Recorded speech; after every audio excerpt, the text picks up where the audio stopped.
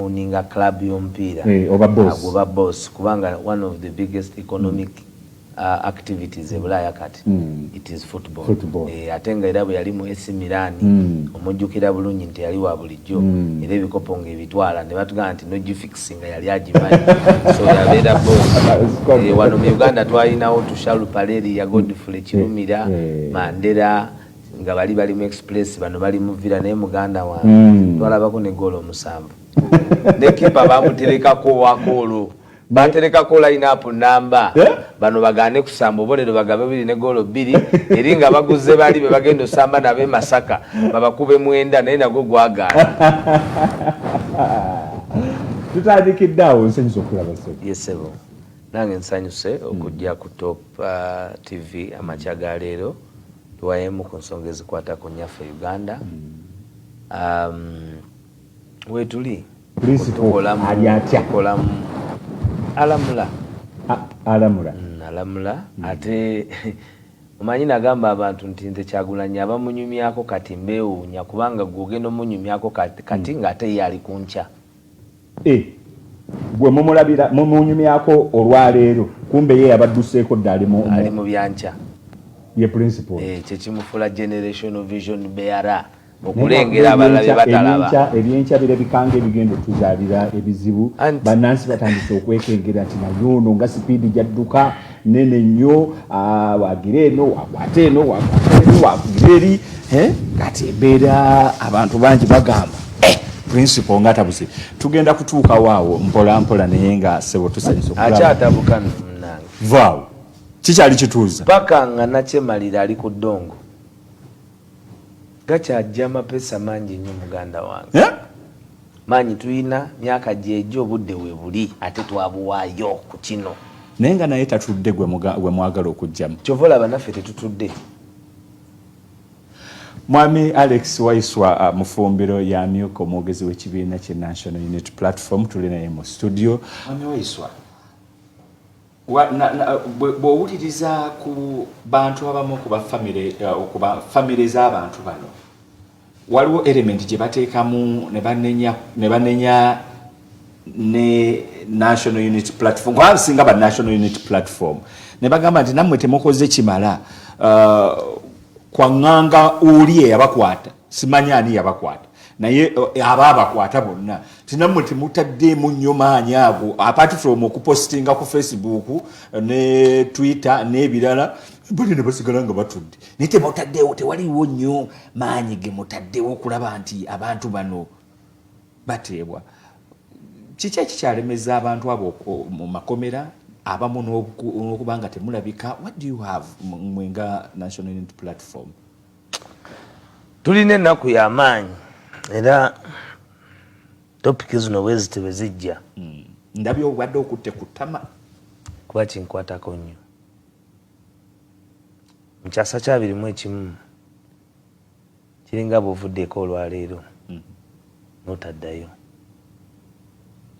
tozeeyo nti ofudde tozeeyo nti oli mukomera naye n'obula teri kiruma ku nsi nga muzadde ayina baana ayina mukyala ng'abadde n'okwetetenkanya mwene ensi yeetetenkanya ne bamunona ku dduuka aliya nga bwe baanona mwami Ddamulira namulabye emyaka 5 omusajja omukulu oyo ne bagenda bagonya ze zaamulya ne banno bagambe tigonya zaamulya bakakkana emitima. Gen.Museveni nakyemalira ne banne bakoze olunaku lwa Benedicto Kiwanuka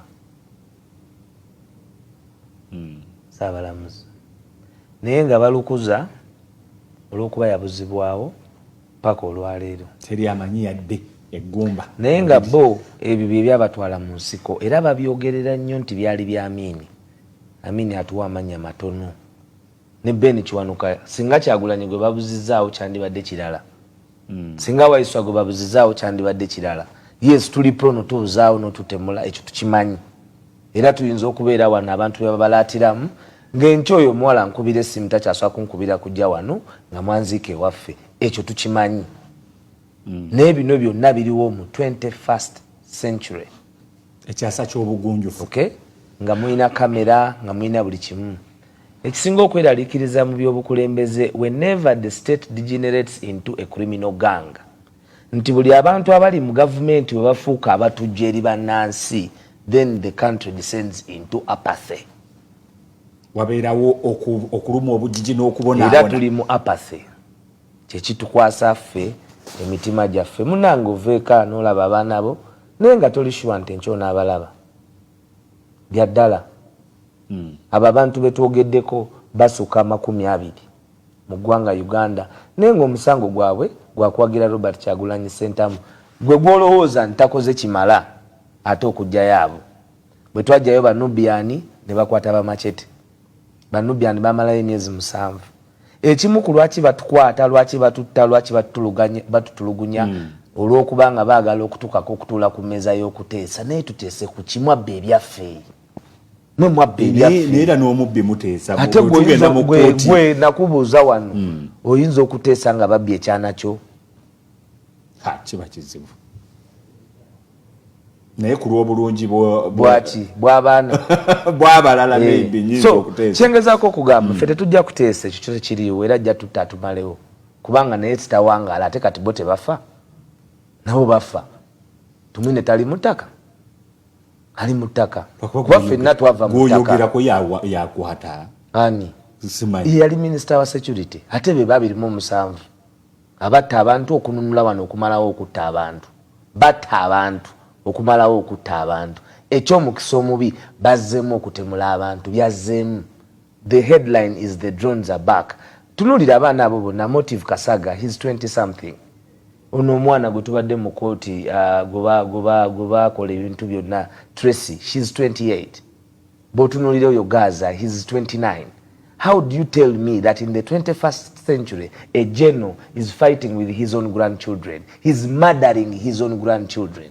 Murder. Nebo tebalina nsonga abantu bano kubanga balonda specific. Ekyokubiri bino mwe byemuga nti tewali nsonga biri unacceptable. Kubanga mu Uganda kuno si kukwata kuno kuwamba. Wano waliwo ekiwamba abantu nga bwe nyinza okuva kati ku top ne bampamba. Koza awamba afuna muki. Kutiisa kujja abantu kumulamwa gwe kyogamba mbu tetukyanyigiriza. They cannot stop the voices. You will kill Waisswa, but trust me, Chendi sure, Kyagulanyi fe kyatusuubiza, there is another one who will rise. It is the magnanimity of the idea they are fighting with. Balwanisa idea y'okuba mamulawo etasobola kati kudda mabega. Tegenda kudda mabega gwe kyenkukakasa fe kitusuza nga tuli bagumu ekitwogeza wano ku TV nga tuli bavumu kintu eki kimu nti we have been able at least the least that can be to be able to create more people out of us to fight for this cause. Kyagulanyi created Waisswa. Waisswa must create another Waisswa, and another Waisswa will create another Don Sheriff. A Don Sheriff will create another Eddie Mutwe. Eddie Mutwe will create a Young Mulo. Baberenga bali wonna. Then we will rise up one day. One day we will rise up. Gwe kichoyogera. Munange bwenzo wano ngambi nti ndi mulwadde. Kituufu. And I don't see benefiting akuchogerako. But my sickness is not the issue. Bwe mancha ina amanyi kubanga nze manyi tindi ku list yabo abalina otemulwa simanyi ddi manyi anti byenku buno eno TV yabo lokole ate yabo nabbi ani yapigamba wajisa list wajira. My president receives intelligence. He received intelligence that he was going to be killed in Arua. His driver is 6 feet under. Nawe mwenyini nabye nkunyumiza ne bituukirira nga tetuli ku mpewo. So bwe nzija n'ensengejja Mukama n'ansasira n'ampa obuvumu okugamba bannansi kino tekiri ku Waisswa, tekiri ku Kyagulanyi, tekiri ku Lewis Lubongoya, kiri ku Uganda. Abantu bano abawambibwa bannansi ate bawambibwa kubanga twaparticipatinga mu a constitutional process eyakalulu. Tebawambibwa kubanga babbi, tebawambibwa kubanga bakwata abakazi, tebawambibwa kubanga be basipapa. Bawambibwa sipapa tebamuwamba, bamukwata. Naye abaffe babawamba ne sipapa. Omusango gwe bamuvunaana gwa aggravated robbery. Omusango gwa aggravated robbery guba gutegeeza nti obbye ogwo musango gumu. Obugwa wa kondo nebisi ogwo musango gwa kumeka gwa kubiri. So you can go for even kugamba oba osobola n'okutta omuntu, you can commit any crime. Naye ye tebamuwamba, ye bamukwata kubanga mu mateeka ga Uganda omuntu alina kukwatibwa bukwatibwa bwoba musirikale, so si kuwambibwa, because there must be a system. Tosobola kuba na accountability. Batugamba nti abantu gonya zibalya, naye bwe tuba tunoonyeza abantu myaka 4 Kibalama an institute accountant yaveeka ng'avuga emmotoka ye n'ajja mu kibuga n'agenda ku mulimu gwe ku ofiisi. Gen.Museveni ne muwamba omwami oyo Bosco. Bwe bamala okumuwamba paka leero omuntu asobola kufuuka ice cream, omuntu asobola kufuuka mandaazi, ze mundu ze mwatuteekako z'omusozi oninga. But you cannot be in this era ne mutugamba nti ensi eno mwagirwanirira abantu baafa, abantu abasuka emitwalo 5 nti baafa nga mujjawo kino mukikola times 10. It is impossible and we shall fight it. Katukomewo n'ensonga endala njagadde tutandikireko awo, naye katusooke tukole mu ssente abakulu nkyali nabo tugende ku nsonga endala tovaawo. Mwami Waisswa, ku kibanja kye kimu ekyo ekya mwami Kayine Rugaba, olunaku lumu yateekako n'agamba ngendako wa anko tubeeko ensonga ez'enjawulo ze twogerako, nga n'ekyokugulawo booda nakyo kyalimu. Era bwe yamala n'agendayo ne boogera booda ne bagigula, Uganda twaki owuninga, era credit tugimuwa nnyo, naye nga yabisookezaawo, teyabisookeza wantu walala wonna. Emabegako taata we Commander in Chief yavaayo n'abawoninga n'agamba mulekeraawo ababadde teyagamba specifically ababadde bayisa ebintu mumala gawandiika b'ofiisa ba gavumenti n'abamagye mulekeraawo. Africa esirise, ensi yonna Russia egirabanga kyeteri, teyagala ku associatinga nayo. Mwami Muhoozi, senior army officer, kino akyogeranga ye kirina gwe kitukwatirako ng'eggwanga. Kati mwe mwatandise kibuukira abannopo ne bagamba mbokatengo kubanga oli yagenda e Ukraine n'alinnya ku tanka, kati noono naye abadde alina okweraga relevance ateekewo ko gundi. But ekifaananyi ekirime kino kitegeeza ki? Omanyi Yesu bamuwa endogoyi n'ayita nayo mu kibuga, abantu ne bakuŋŋaana ku mbalaasi, ne bakuŋŋaana okulaba Yesu nga bangi nnyo, kiri mu Bayibuli. Kakati nanyini mbalaasi ne bagimuddiza, naye najja mu kibuga ayitemu afune enduulu ziri triumphant entry eyabadde ku Yesu. Kuba ye yalowooza nti eri triumphant entry ya Yesu yabadde evudde ku mbalaasi eno gye yazze nayo. Kati ne omwami oyo simanyi ssaawa ze yakolera mu tweet, bw'alaba Kyagulanyi agezaako nnyo okujja mu bigere bye nnyo ku bulamu bwe bwonna, naye oli talijja mu bigere bye. Munnange byenkugamba bya mazima. Oli is an icon, he's a superstar, he's a revolutionary. Naye ono yawandiise bibye. Kankunnyonnyole. Ekisooka Uganda ffe abagoberera tumanyi nti Gen.Museveni ne Muhoozi ne Banne bawagira Russia. Era ekyo kyakola kya gavumenti. Kubanga ne Lavrov yajja wano. Minister of Foreign Affairs. Ekyenjawulo nti Lavrov ono Muhoozi lwakuba tagoberera nga bwe ngaa nti obudde bw'aba biteerayo kikulu. Kubanga eriyo obudde ffe nga ababadde mu kibuga, obudde bw'olweggula abantu abatandise onywamu. Ate oli waaba anywa nnyo ku makya ate aba akooye nnyo. So obudde ffe oli waengeginga naffe tuba tulina obumanya. Okumanya nti were you under the influence or not under the influence. Kyo kikulu.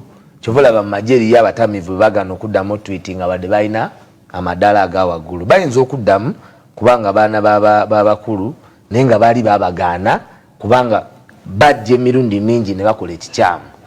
Kakati His Excellency Robert Kyagulanyi Ssentamu yatugamba nti dictators bannakyemalira bakwatagana nnyo ate nga toyinza kiwakana. Bw'otunuulira the club of dictators ey'Abafirika Mobutu kantandikire ku bano be tuyinza ffe okumanya abaliwo Museveni Gen.Museveni. Soko mbuli. Define for me a dictator in your own view. A dictator is somebody who absolutely with intent abuses rule of law and breaks the constitution. Okay? Kati wawo Museveni ebidiridda wa. Yamenya constitution. Mwamulonda, n'alayira, n'alina parliament, ayina ekitongole ekiramuzi. Gwe mwennyini oŋŋambye nti yabba naye tuteese.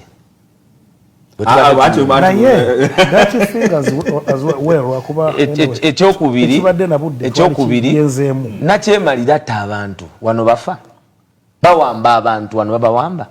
In fact ndi mu kudefining a dictator as per the definition of General Yoweri Kaguta Museveni in 1980. In 1980 ekyamutwala mu nsiko kuwamba Bendicto Kiwanuka, nkuwadde Bosco Kibalama, nkuwadde Damulira, nkuwa ababula completely Kiria bangi bali documented. So a dictatorship is when humankind is no longer respected and dignified. Ngwe kitonde ekyobuntu kirabibwanga nti they can end anybody's life kumacha ne bakikola. Era nga byaddala bikolebwa kubanga drone zetwogeddeko wano za bannakyemalira teziri mu mateeka okukwata omuntu olina okumuyimiriza n'ointroducinga n'omubulira lwaki omukwata n'omwana opportunity okusobola okubira ab'enganda ze oba looyawe. Kudde ku tweet eyo etulekawa nga Uganda ng'abalala basirise abalala teryanyiga. Neyo tweet symptom ya bannakyemalira kubanga oli mwana wa mukulu. Ensonga lwaki tumwogerako nga mwena mweri mwe muweta amakoona kubanga mwana wa Gen.Museveni. Okay? Era mwe mulowooza nti olw'okuba mwana wa Gen.Museveni alina okucreating a debate. And that is what he tries to do. Wrongly, by the way. Because never mbanga muli babalirize. I wonder the intelligence of this country. Era kituufu tetulinawo intelligence. Era amagye gano ge tubadde trained ge twalowooza nti gali professional. Obukugu bwago kutulugunya bannansi. Era bano bajeno njagala ompulirize kubanga nzaawo ngenda kukutwalawo. Okay? Tewali kubanga amagye ga wano tugagezesezza wonna. Bwe twali tugenda nga abantu bafa mu MV Templar mu Lake Victoria. Amagye twaga deployinga ku nnyanja kwegali buli wamu. Naye abantu abo bamala essaawa 2 nga balaajanira ku mazaawo nga bagenda kufa. Ate we babaganda nga mugamba ba dictator. Kati eyo Templar senga baagiganda. Kyekyandibaddewo. Ani yalina otulugunya eddembe lyaffe n'ebirala. Naye tudde ku tweet. Tuli ku tweet. Etuleka wanga Uganda nze we nalabe North Korea etatya biduduma nga yeesamba Russia. Anti kyenkugambye lwakuba okufallinga through. They don't have intelligence. Olutalo already Russia yaluluzinze. How do you support someone who has lost the war? Yaluluzinze olwokuba mwabadde Ukraine. Yaluzinze kati gwe tukubuulira ffe nze bino sibyogera lwakya His Excellency ate nga naye byeyandazeeko gwe bw'oba ogenze mu ddwaniro n'owamba ebitundu ne babikuwambako n'ebyokulwanisa byonna ne babisigaza oba okyawangula. Abasajja n'agamba mujje abasajja n'otandika n'okukulikulutinga nebadduka eggwanga lyonna kati liri mu gundi. Kati ekyo kikulaga kubanga bano bamuzanyisa kya budde. Okay? Bano ekyo kitege kati ne muhoozi waba w'amaanyi alinye agenda ave mu bigambo kuba owaffe yalinye n'atuuka mu ddwaniro owuwe agenda Kongo ave Kongo agende Russia. Ave Kongo kubanga ye Kongo bwagendayo wano Rwanda ojogeredde obadde olatera n'okujjako TV program kakati tatawaana kudda ku kibanja ye komanda ini agende Russia kubanga Russia bajeno babasse kakati naye asituke ffe waffe jeno twamusindika mu kifo kya no fly zone. Mwani gwe mwasindika His Excellency Robert Kyagulanyi Ssentamu Division Beara mwari mu musindise ffe bagambye nti yabadde agenze kukwata video za luyimba kiri okay mu ddwaniro muki era ye mu ddwaniro kubanga ye he is a social influencer in the world. nakugamba nti mu bantu ebiliyoni bamufulumya mu 10 ekyogera ensi neewuliriza ge masanyalaze gali ku bwamulabye nga abazungu bawandika so obana tweet gye walabye egezaako catching up pace ne vision bearer wano wabaddewo omuntu alowooza nti ayinza okusookayo abantu. You cannot buy the love of the people.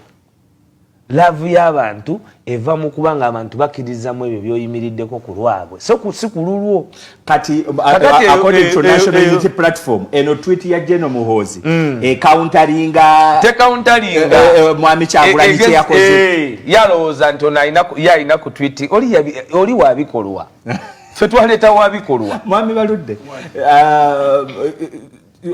foreign policy yaffe eri very clear actually fendo za basentebe ba non alignment eri mu UN kemaliriza nako omanye ekitawanya Uganda ebadde benefactor y'okufuna ebyokulwanyisa okuva Russia ebyalwana mu World War okay kubanga ezensi zi powers enene zituka ne dispersing off atirale so kati fe tugulanyizo bino byolabe bimotoka ebyamazi bya World War tekina kyekigenda tukose ekintu tuyinza okuba tukyesibako bwesibi nga ntalo za Kyagulanyi ne Muhozi kiyamba bannayuganda ng'eggwanga tweet eyo terina kyetukosaamu. Mwami Alex Waisswa Mufumbiro nkomyewo empologoma envubuka ey'okubiri mwami Kyagulanyi Sentamu aka Bobi Wine ayina statement zaakola n'agamba nti omukago gwa Bulaaya Parliament bwe yagambye nti Uganda mugira mukwatiriramu mudumu gw'amafuta ogwo abamu ku baavuddeyo ne bajjaganya bagamba yabadde mwami Kyagulanyi kirungi nnyo kubanga bulijjo abasajja bano tubagamba kino na kino na kino nga mmwe mulowooza nti nno tulimba naye kati mwalabye ate tukyayongera obbalabisa ekigambo ekyo ekyokulabisa nti mukyayongera okulabisa mwami Museveni mu bitongole ebyenjawulo mwe bye mulowooza bye bimufujjirira ssente ne bimubeeza mu buyinza so bwe mukwata wano ne mukwata wali ne mukwata wali ne mukwata wali n'anafuwa agende mwe mujje naye bannansi batandise okwebuuza ne bagamba naye ku kunafuya kuno kwonna at the end of the day who is the loser? Tetwandibanga principle alowooza nti oli gwayagala okunafuya yeruuza naye nga bano bayagala atenga naye sanga nga bano bayagala bambale engule atenga bebaluuza. For example kankweke ekyokulabirako senga mwami Kyagulanyi agenda mu kitongole tugambe nga Gavi ekireeta vaccines wano ekimukituyamba okutuwa vaccines ez'enjawulo ezigemesebwa abaana ekituwa eddagala lya TB ekituyamba okutuwa eddagala ly'abannaffe abali ku abamukenenya aba ARVs ekitongole ng'ekyo mwami Kyagulanyi n'agamba musibeemu mwami Museveni yaba afiirwa oba Gavi beebadde wa ssente ne vaccine n'eddagala erya TB ne ARVs be bafiirwa. Kibalo ki ekituufu mwami Kyagulanyi kyaliko nga agenda mu bazungu era impact yakyo gye bayita impact assessment nga National Unity Platform bwe mutuula mukolamu impact assessment ne mugamba who is the loser in this game?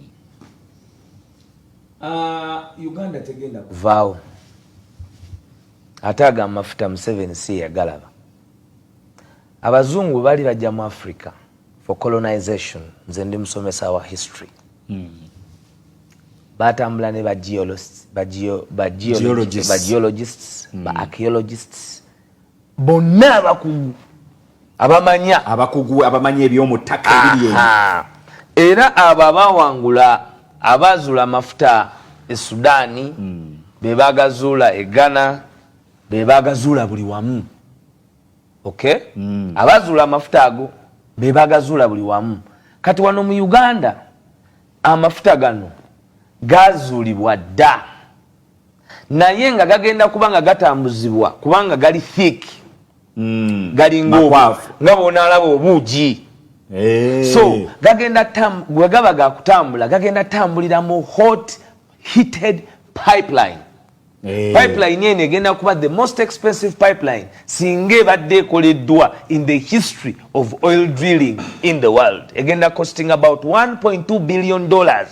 Naye nga $1.2 billion, over $900 million zigenda ku benefitingibwa ba Tanzania. Kuba eno tulinayo a small part of our actually ebitundu 8 ebyomudumu bigenda kubeerera. Thank you very much. Naye mu environmental assessment, mu assessment ya environment, how is it about? Mu assessment ya environment botunulira this side oinayo gundi national park, Maction Falls, oinayo national parks, oinayo sente zofuna mu tourism ezensibo ezitagenda kuvaawo. Amafuta gano mujukire muina barrels si nyingi, tegasobola kulastinga more than 20 years okusinzira ku bagabala. Okay? Already nego ogenda okulaba nti osobola okukolako wano refinery kubanga oli crude ogenda mutwala butwazi nga crude oil onoonya ngeri gy'omutwalamu na heated pipe.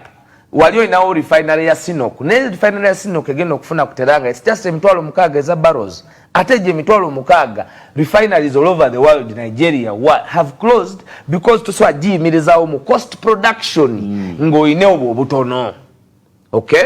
Kakati ekyokubiri but oil eri kyebayita the oil cash, amafuta gano gye gabadde kyekituuseewo gabreedinze oba nakyemalira. Okay? Gabreedinze oba nakyemalira, notwithstanding progress abantu gye bakoze managing of natural resources ku bannansi. Wano tuli mu kugera ku neocolonialism, tugera colonialism, tugera ku baforena yongenda tuukawo naye nga nakulembera yennyini ali doubted kubanga ye mwenyine avaayo era ku bino ebyamafuta n'agamba nti ye family ye esingeriwa eri Tanzania. He says it. Akyogera nozanga omwoyo gwa Africa omanye Pan Africans. Lwaki teyagamba Kenya? It is a fact. Okay? Kakati fe aba National Unity Platform obuvunanyizibwa bwaffe ekisooka njagadde okutangaza muno nti ensi eba n'ebintu bibiri. Buli nsi eba n'ebintu ebyo eba ne kibayita domestic ne foreign policy. Ensi za Africa nga Uganda bavugirira Uganda ebitundu 5 ku buli 100 every national budget gwe gye basoma wano. Ebitundu 5 ku 100 biva bweru. In grants, donations, tebakulimba wafukoze budget ya 48 trillion or you can only raise 22 trillion. Zoli projected okufuna naye nga ne quota yasoose wamisinze target nga revenue authority. These are facts. Kubanga abantu tebasobola kuba tuli ku 25 kati uje tugenda okugenda. Nkugambye you will never meet that. Kubanga ne budget system yamwe you plan for the budget the whole year. You plan on expenditure. You plan on spending. That's the wrong. That's government you katsaz no batu de baloza to spend to give you a budget outlook. Atenga balina kubanga ba planning more into production. Eyo sije njagala ogenda. So the wali principle kyatubaliza mu bazungu abo. Wano Gen.Museveni akimanyi bulungi nti yali agenda okulwana ya cutting off ties zonna ezaali ziyamba Obote okubanga akirizibwa wano. Okay? Because Uganda is not isolated. Uganda is in the globe. Uganda is a signatory to many treaties. Chovola bezo treaties they are signing. Olwaliro fe tudukira mu European Union ne tuba bombardinga ne baluwa ne tusaba abantu baffe abali e Bulaya ne baba tekako embeera ne tuteekawo embeera okulaba nti abantu ba Uganda bawulirizibwa on the mismanagement of even our natural resources. Okugenda eri nga temusoose wano kutuula naye. Wano twavaawo wano tuteekateeka ekintu kimu butya wano twawangulawo. Wano ekyamwe kyaggwa. Wano tumanyi nti ffe ba president ffe tulwana kati na mundu. Kyova olaba ze zitujja ku luguudo, ze zitunona ku marediyo, ze zitujja ku ma TV. Mundu era amagezi ge tusalaga mundu. Kubanga mundu fe tusinza amaanyi ate ffe nga tuli non-violent. Era ekisumbwa Bannayuganda gwe mbyobuza nti mulinga ababa balemeddwa. Nedda tuli non-violent. Abantu bagamba omukulu yasuubiza ensi n'asuubiza plan B n'asuubiza kino. Kambuzo wano ku top. Ng'oli ready tutandike ku eno TV kati conversation ye mundu. Are you ready? Can we discuss it? Because Ugambye, Banna Uganda, Yembozi Jebagala. Can we use this program to explore how Ugandans can use alternative means? We can't. My brother, we can't. Era nawe toyinza kunzikiriza. So temutu pushinga. Nga tupushinga bannansi okwenunula. Nga tusala amagezi ne vision bearer. Okulaba butya bwe tukikola without having blood kuba na Uganda bafudde ate nga vision bearer bwagenda eri abadde bayamba abantu be bali na vision n'agamba mukendeze abeddagala mukwatire oyogedde ku gavi oyogedde ku global fund bana Uganda mwerabira ekitutesezaawo interventions zino ye mismanagement. These are mismanagers, these are messers. Tusaba kintu kyonna nga kyansi. They don't care about this country. Byebasanzewo babyonoonye byonna. Nze nakulira nasomera mu Victoria Nile Primary School.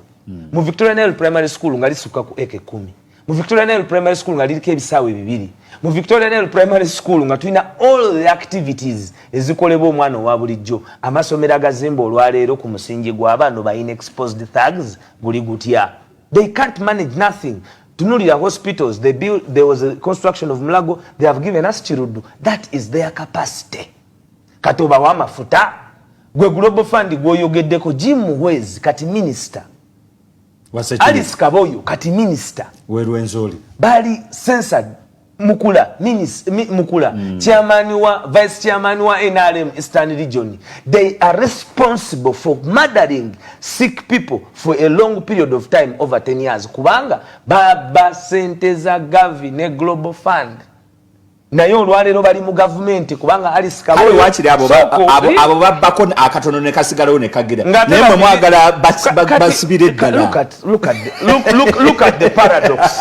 Bwe tomanyi nti babigala nawo tomanyi nti mu kalulu kano byoyogeddeko bagalawo DGF gwe kyogamba tokimanyi. Lwaki ye Gen.Museveni wabanga ali ku his comparative advantage ayagala abigalewo ate mwe mulaba nti ffe tubigalawo tubabakyamu. He closed DGF. Bagalawo DGF. NGOs nezifirwa abantu emirimu n'ebirala. You give no damn kubanga bikwata ku NUP kutulugunya ba NUP. You don't care about that. We are kati mwesasuza. No, fe tuyamba nsi. Gwe wanali wano. We swag around the way we swag around. Omwana wo, I don't know how many you have. Bamubanja 1.8. Bobo inabana times 1.8. But tuzogerako sente zino atuwuliriza n'abatulaba njagala mmanyi tetuzogerako just for a sec. Twatandika dde okubanga tusasula. Congo Gen.Museveni ne ttiimu ye bagendanga abantu ne babba embaawo. Ne batuteekako naye oba Museveni mumulinako buli kimu Museveni. Anti omusango baagutusalira okujjako nga gwe toyagala kuba munnamawulire batusalira omusango mu kkooti y'ensi yonna tusasule. Museveni yajjayo kaggo oyogera ku mbaawo ate baakamuwabu yakanyonyola mu kkooti kubanga kkooti yo yali erinze. Okay? Naye teyanyonyola muki mu kkooti. Kakati yardstick ya growth mu by'obukulembeze bwoba ina foreign policy feno yabadde score kubanga amafuta gano gagenda ba messed up. Kankubulire gwe amafuta tukuze ngagamba amafuta ge kakati lero bagamba amafuta gaffe fe twaganye gaffe ge batasima gagasime. Ne mumanyi abantu abagenda okufiirwa ennyumba abasajja twebaza mukama nti parliament bwe yayogeddeko nabano ne bagoloka kumanyi ndoza information oba lwaki bazikukulira ikopo bwogenda ku kibanja kyabwe kati ennyumba ze bali mu constructing list y'abantu ze bali mu compensating kankubulire ba director ba ikopo kulwa batuwuliriza Samantha abo bakozi bukozi Samantha Kuteesa Samantha ni ojja byono anti nkubulira mwe mutagala kuwuliriza ojja byono nabwono ka muntu munange bino bya Luganda bakona ba mikwano si bya Uganda era tuyimirize ekyo gwoinayo goli munamawulire ono agambye nti we nala oinayo omuntu gwomanyi yali asomye ku ndagaano eno zasayiningibwako Gen.Museveni era babayita mu kokasi ne balonda nti yaba abategerera ku ekyo yeka yali mu ndagaano yeka era yazimanyi. This is a country. You cannot govern it in that individualistic manner. No laws and people will accept. Teri yo kintu kyoyinza kugamba nti bobo olbadde ne gwanga lino nebibaddewo omanyi sente ziva mu gold anyingi batulistingako Karamoje efaanana etya bafa njala leero naye nga batwala ku mawanga ag'omwanja agasinga okutunda zaabu batwala first lady Karamoja okudeveloping abe Karamoja. They took their land, they have taken their cows. Yakolayo omulimu mumwe credit twamwagala kuwa credit enguudo amazzi baba Karamoja basanyufu ate batya okujjako ng'oli mu bakudaalira they are crying. Mwaba wa minister nga budget yesinga gye bawa Karamoja budget ya minister ngesinga gye bawa Karamoja nga lwagenze ya spending anyingi okusinga ze baba spendingako omwaka kakati kyenjagadde okutangaza kati mufunira bwe musiba bannansi tetusiba bannansi tuli mu kugezaako okuziiza bannansi okugwa mu ddibu ery'amaanyi. Nagenda omulundi gwange okusooka ogenda e Dubai nagendayo mu 2015 2016 2015 nensanga abantu bangi nnyo nga bava mu Angola kubanga Angola yali oil rich country. Naye abantu ba Angola olwaleero oyinza obasanga ewantu wonna. The country was mortgaged. Endagaano bano zonna ze bakola gw'olinamu endagaano z'owulira nga z'Abannayuganda. Mu ba directors ba ECOP mulimu Hunching, Penching, temulimu be balina technology n'egonda. But with time kubanga gwe nanyini company we are talking about shareholders my brother. Uganda government ye shareholder nambe mukulu wa Uganda tewaliwo kubanga n'amafuta mwe muganya Uganda standing nti 62% ya total mu pipeline mudirwe ne ya pipeline anti pipeline naye gali amafuta agatambula munda 60% yafu ekiteesaamu toto kutambuza nagoye obadde kigwe nabadde ebintu abisoma atya so foreign policy yaffe our foreign policy, and this is important, our foreign policy is to isolate Gen.Museveni and his cronies from the global world. But how does that benefit you, an ordinary Ugandan? No. You want to... Gwe mwenyini ogambye nti Bannayuganda babuuza Kyagulanyi amaanyi kigataddewo kati atangataddewo ate otandise nti bannange bino biyamba munansi mwami Kyagulanyi byakola nti bw'agamba nti nno basibe wano banyweze wano oli bali abazungu abatuwase tukomyewo debate ebekyagenda mu maaso amafuta tetujja gafuna tunagafuna njagala nnyo olulimi lwange katonda anyambe ebigambo byenjogera ne bwe mbanga nfudde mubijjukizanga abalala nga Gen.Museveni yagambye oba total mwini oba European Union anti nze kanjogere ebyange kubanga bino ebintu bya budget we are talking about 1.2 billion dollars tetuziina okay ne sente ze tulina okuteekayo ezaffe nga Uganda tetuziteeka ngayo because tetukola ki tetuziina neeyo tukireke. I can tell you that the issue of amafuta is beyond anybody's measures. Ensonga zawedde bwe twazikwasa yazifundikidde kakati kiri eri abalala mwe mwazikwasa European Union ate biri ku record we had uliriza twalina okwekalakasa abantu emitwalo 10 ababadde bagenda okubenefitinga in terms of compensation emitwalo 10 uliriza emitwalo 10 gyoyogerako bali displaced kyebakola kikino abagula ettaka lino bagenda ne bagoba abantu ku bibanja byabwe. Mulimu n'abantu juzo omukyala gwe nabadde nsoma bamuganya okuziika babaganya okuziika ku kijja kyabwe emyaka kati 3 olwawo omukutu okugenda okuyitawo olw'okulowoozebwa nti wagenda yitawo omukutu eyo human rights violation eyo anti nkugambye wabanga n'omuntu alinawo ebijja mwamubba bano abantu babba ne babba n'ebiri mu kaleega leero maama anti nkubuulira gw'oleese gavi tebamubba gwe batabbye. Gen.Museveni yagenda eyo Rwanda n'agamba nti nze ekintawanye wange nina ziriziziyamirye galukwata gali onfunye bulungi buli kimu gasse kabusisi nebwe yali amaze okuzimba essomero lye batazimba akanko wano Uganda erya biliyoni 10 e Tanzania era yayogera ku kimu ekyo So it is important. Ensonga ziri ebbiri at the end of the day zimalirize ngo nakino kyongera. Anyway, abazungu kiki kye batwagaza okuyita mu mwami Kyagulanyi nga Kakungulu bwe yagenda Mbale nga colonial agent. Mbonammwe bino bigambo by'abantu naddala bisibuka nnyo ku side eyo. Ba agent muli ba agent b'abazungu mu bintu nga kino ebisiyaga mwagala kuleeta wano bisiyaga. Ekyokubiri ekyokubiri nkyerabidde naye katutandike n'ekyokubiri nze mpulira ebisiyaga mu kyaki z'abalokole temukyasaba tusaba tebiriiyo ewamu gyebiri ne mubasumba. Okay? Kyekisooka. Ekyokubiri His Excellency Robert Kyagulanyi Center mutagenda London. Kyobadde okimanyi amaze emyaka 10 nga tagenda London. Manyi lwaki tagenda London? Omanyi bannayuganda mbawubisiza naye Kyagulanyi agenda bafungula abaswaze mwena. Tagenda London lwa nsonga emu. Standi ye gye yayina mu luyimba olwogera kweyo type of sex. Okay? Tagenda wa London. Naye wano bwe tujja mutugamba nti abantu bagamba nti lindako eyo point eri very critical. Eyo point eri very critical mu bya Uganda. Twagala tulaba ani alimba. Ate siri mu kudiscussinga basiyazi kati ngenda discussinga bulimba. Kubanga mubuusa obulimba olw'okuba nakyemalira abeerawo n'akozesa abantu abalala. Ekisiyaga mu Uganda Gen.Museveni alina ababaka ba parliament taleetangayo tteeka lirwanisa kisiyaga.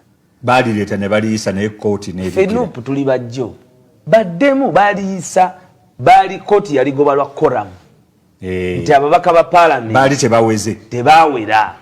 Bw'aba Gen.Museveni ne ttiimu ye akakundi aka NRA akalimba akasiyasa kakiriza nti kakiriziganya na kisiyaga kakole ekintu kimu baleete koramu muleete etteeka mu parliamenti then tulabe position z'abantu abalala nga bwe baatuula bonna mutogikwatako ne babeera bonna. Okay, so gwe tobuzibwa tobuzaabuzibwa. So ono siyasa atembeeta abasiyazi kubaleeta wano kati nga musiyazi ki Kyagulanyi is known to believe in a particular type of marriage. He has been married to the beautiful Babi Itungo Kyagulanyi for the last 20 years. He has sad children with Babi Itungo. He knows the beauty of having a beautiful wife and having a family. He understands the biblical connotation of procreation. He knows the boundaries of faithful marriage. So omuntu yenna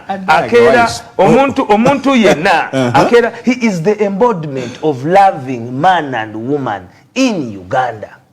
Okay? Because if you see Kyagulanyi and you see Babi, you see the entire vision of God's creation of man and woman. That is his definition. Achikoze mu bikolwa, achikoze mu nyimba, achikoze mu bigambo. Na ye yoyo gwe muyina gwe muyinza okusiga etoomi. Kyokka mwe abamu ku baana be muzadde. In a minute. No. It is not his question. It is the public.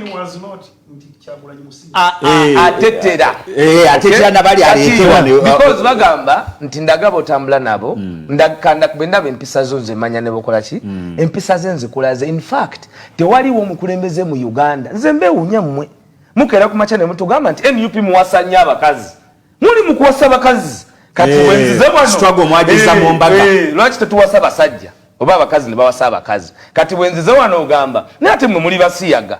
We are doing whatever we are doing is right naye mwe mulina kiraba nga kikyamu kati ekibateekeza n'abazungu kino kikimu lindako abazungu bano gye twagenze kubanga South Sudan mpuliriza bulungi abazungu gye twagenze twasanzeeyo baani abalinayo endagaano twasanzeeyo eri baani mu bazungu nga batuula dda nabo kubaffe twagenze bugenzi. Twasanze Gen.Museveni ku mmeeza y'abazungu ng'abalimba wano mu Uganda basasula Esente nawe zomanyi eza public relations okutereza ekifaananyi kya Uganda ebweru eyo budget waliwo n'omukyala nga bamuyita Waiteka omfunye bulungi Roslyn Waiteka musula mu nsi kimu abayirabira amangu bwe mutyo kakati kuffe nabo ani akolagana n'omuzungu ffe tukola kimu gy'olimbye gye tulimbulula ne tulinda results kakati gwe principe ebweru kulimbulula nkugambe tulina foreign policy bano babayita bamulimba ffe tuli bamulimbulula kakati ffe bwe tulengera mulimba era olukiiko luno kano nyinza erabira olukiiko olwo lwetwogerako bwe lwatuula gw'omanye yagenda okumenyawo Kyagulanyi byayogedde yali Adoniya Yebale naye ng'atuula mu UN yesebo nebaze mukwano gwange Mufumbira Waisswa olw'okunnyonnyola ensonga mu kisajja kikulu kuba azirambise n'okusingamu na NRM alowooza okulwanira omuzindaalo nga babadde mu buyinza emyaka 4 okusoba kiraga nti balina omululu ogutagambika ekisooka njagala okugamba omwami oyo ti amafuta gaafuuse gaffe nga abazungu bamaze kujjawo ssente ezibadde zivujjirira bulijjo mwami Museveni agamba my oil my ame my everything ekyokubiri mukulu Waisswa enjagala omanye nti abo bonna boolaba balwanagana ne Bobi Wine omulumba bali mu generation etali yaabwe eno generation yaffe bamakolo egenda basumbuwa nnyo tobolaba balowooza okuleeta ebiteekateeka balowooza okukola kino naye nja kusaba mukwano gwange oyo w'NRM akimanye nti omuntu bw'otuuka ku myaka nga batandise okukugamba nti tonywa sukaali y'ennyama ntono omugaati gwesonyiwe nga mukulu Museveni bw'atuuse oba olina myaka gidda mu kyalo kulinda baana bo nga bazze bbanjula kubawasa naye kati ekibasumbuwa mulwanagana ne generation etali yammwe era ekikolwa ekikolwa ba Waisswa ne ba Bobi Wine kirungi nnyo kigende mu maaso ebyo ensi yavaawo wali we mwalowooleza ensiko kati ensi eri bigitu temujja kutirimbula bantu temujja kubba ssente za nsi tubatunuulire era kino kyabalumye tukimanyi naye amafuta tujja gasima ku mulembe gw'obwerusu nga ga bannayuganda okusinga okugawa omuntu omu ne famire webale nnyo sebo alo kanyongere yesebo mama wange neyaziza okundeetera omwogezi wa nuupu oyo Mufumbiro nowe NRM wali sebo taliwo yekka owe NRM wali naye munnange ebigambo bya NRM naye wasembedde walansi okujja mu layini nga ndabye ndalansi opera ngeyasajja kikulu era mwebaza olw'ekyo naye njagala okwongera okwebaza Mufumbiro oyo ayinza okubasaba bwe mba mukola puroguramu zino muleka abasajja nga mufe yasobola okunnyonnyola ensonga mukulu makulu gavumenti gaatugambye omukulu abadde ebbanga yonna amafuta agayita gage ekyamazima kye kituufu nammwe nga bannamawulire mubadde mukimanyi naye omukulu Kyagulanyi bw'amaze okugenda n'alinnya eggere eri gyafuna obuyambi kati gafusiga bannayuganda endagaano zino baazikweka ebbanga lyonna nga tebaaziraga bannayuganda naye kati olwaleero essaawa zino omukulu Kyagulanyi bw'amaze okugenda mu bazungu n'abalaga nti ebintu biri mu ngeri ya kibandulo endagaano yaza okuvaayo kitegeeza mukulu Kyagulanyi alina kyakoze kinene bw'ogamba nti mukulu Kyagulanyi alina kyalirira n'abazungu kituufu alirira n'abazungu naye lwa nsonga ate mwami Museveni wezagenge mu nsiko ng'agenda kulwanyisa Obote yatandikira mu bazungu ne bamuwa ebyokulwanyisa ne bamuwa yunifoomu bamuwa ssente zaddukanya olutalo kati olwaleero akiraba nti kibi nnyo Kyagulanyi okugenda ye ate gye yakola ki naye yabusuukayo webale nnyo sebo ab'ekaya bwe batugambire halo wange webale kuweereza amina sebo amanyi tutamuze ali okuva e Busaabala ye sebo njagala okwebaza mukulu Waisswa Mufumbiro jambo komanda Waisswa jambo sa omukulu yebale kukwata nsonga nga bwe zirina kukwatibwa naye njagala tutegeeragane mukama wange toyinza kugamba nti abantu waliwo alwana ofune obwenkanya ate n'omugamba mbulya n'abazungu nga obwenkanya buganya ne bamwami Museveni abatudde mu buyinza okuleetawo embeera y'okuleeta olutalo basobole okutuula mu ntebe nabo bakupeera n'abazungu awo bibadde bikyagaanidde wano mu Uganda nawe kenyini okimanyi bulungi amafuta gabadde mafuta ga mukulu era tegabaddeko mafuta gaffe mpaka bannayuganda Kyagulanyi bw'amaze okugenda okwogerezeganya n'abazungu kati bamaze bapostinga abakulu abo ng'oyo gw'otudde naye awo bagende nga bakuba enjiri ey'abantu timulaba batandise otukola kati amafuta gammwe bagayimiriza naye buli gabadde ga muntu kati gafuuse ga bannayuganda oluvannyuma lw'okuba nti waliwo ekikwatiddwako ndowooza tugira akadde katuweddeko naye point of correction National Oil Company eya Uganda si ya Mwami Museveni ya government. Petroleum Authority eya Uganda si ya Mwami Museveni. East African Crude Oil Pipeline company eyo si ya Mwami Museveni. Lwaki amafuta bagaita ga Mwami Museveni?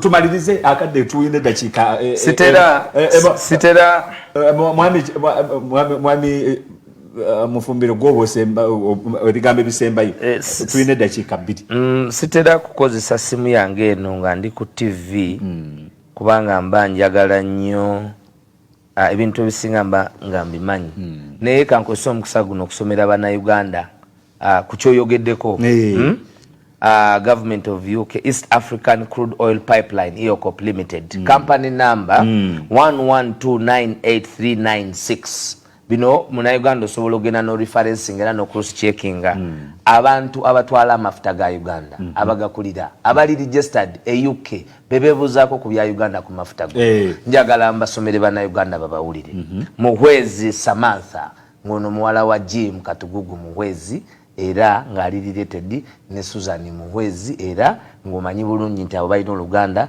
ku first family eya Gen. Yoweri Kaguta Museveni oinako Chen Zumbiao Zumbiao oyo wasino gana amanya gwe buli bwogalabanga nti Chen Zumbiao baba bali presenting omu ku bakulu mu State House ojukira sebo mu China ojuki anti kubulira amanya bagakyusa tewalaba ko wano muzungu tewalaba ko mpo budde no kubanga ensongo gisekedde anti gwe ensongo gisekedde mate nkulu walaba wano omuzungu ne Top TV so okunyongera eddakiika n'enzugusa amazima walaba wano omuzungu gwe baleete wa vaccine tewamulaba so wano buli kimu kisoboka addako bamwita Hunje